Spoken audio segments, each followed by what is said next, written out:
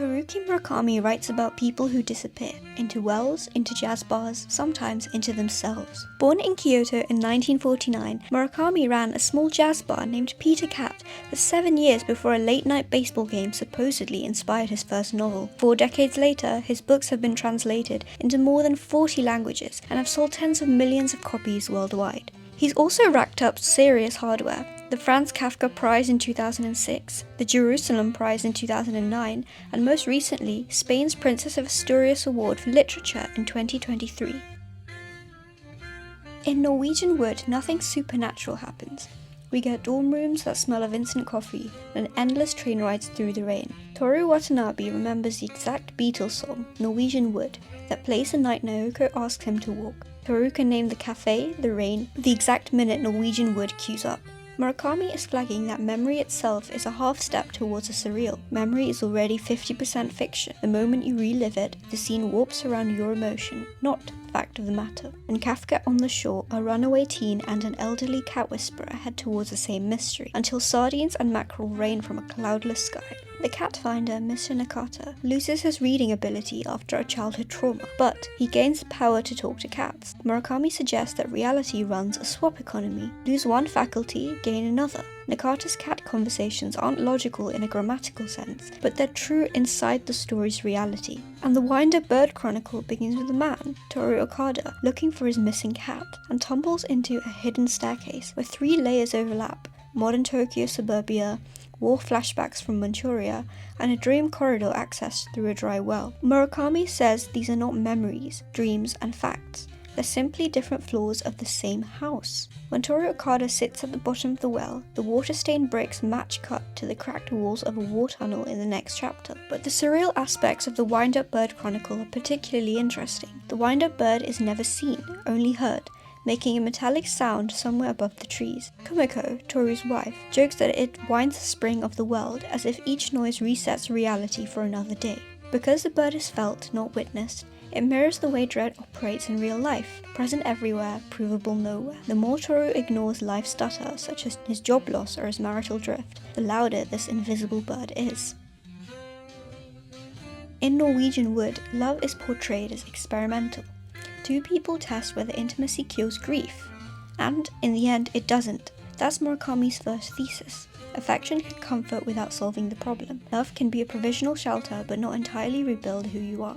In Kafka on the Shore, on the other hand, love is portrayed as mythic and circular. Kafka might be chasing the ghost of his mother, but Oshima the librarian cares by offering knowledge instead of affection. The message Murakami is showing is that desire persists even when the object is abstract. Craving, not possession, drives the plot of the story. Some relationships feed on questions, not answers.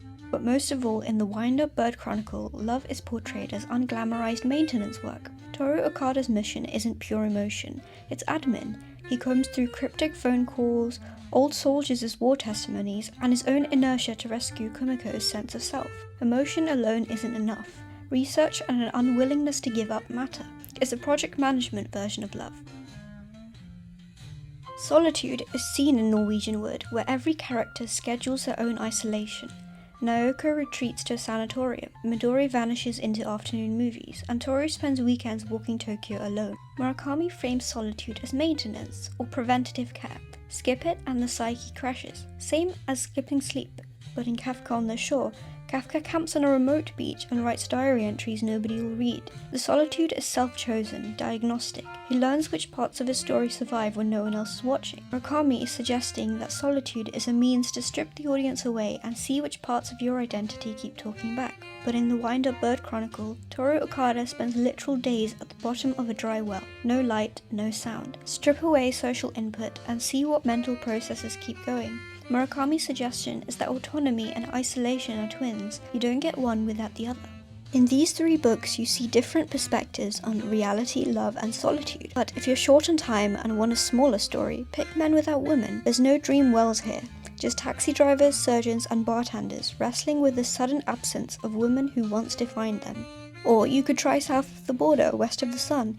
Think of it as Norwegian Wood's sleeker cousin. It's a melancholic study of midlife longing, ideal for readers who want one intense sitting rather than an epic marathon. But if you're really looking for something short, Try one of Murakami's one-chapter story collections, such as Hard-Boiled Wonderland and The End of the World. This book is pretty interesting. The odd-numbered chapters are filled with cyber-noir stories, such as data encrypting Calcutex, brain-hacking experiments, thugs in pink suits, while the even-numbered chapters drift through a pastel-toned dream city where shadows are surgically removed. But with every book comes its flaws. Several readers may feel that Murakami's female characters often function as dream figures or existential triggers. They orbit around the main character as therapeutic props rather than whole people. Whether that's meta-commentary on society, a harmless blind spot, or even thinly veiled misogyny is still quite debated. That's something you're going to have to read and figure out for yourself. Similarly, his books have ambiguous finales. He prefers emotional resolution over plot closure, so if you want a proper ending, this may leave you with some questions. Long side quests or big speeches can read like brilliant detours, or it might feel like the story has no clear destination. So, that's the quick tour of Murakami. Whichever stop you choose, Murakami keeps circling 3 big questions. What actually counts as real? What, if anything, does love fix? And who are you when you're alone? If you find even one of those interesting, you're already halfway down the well.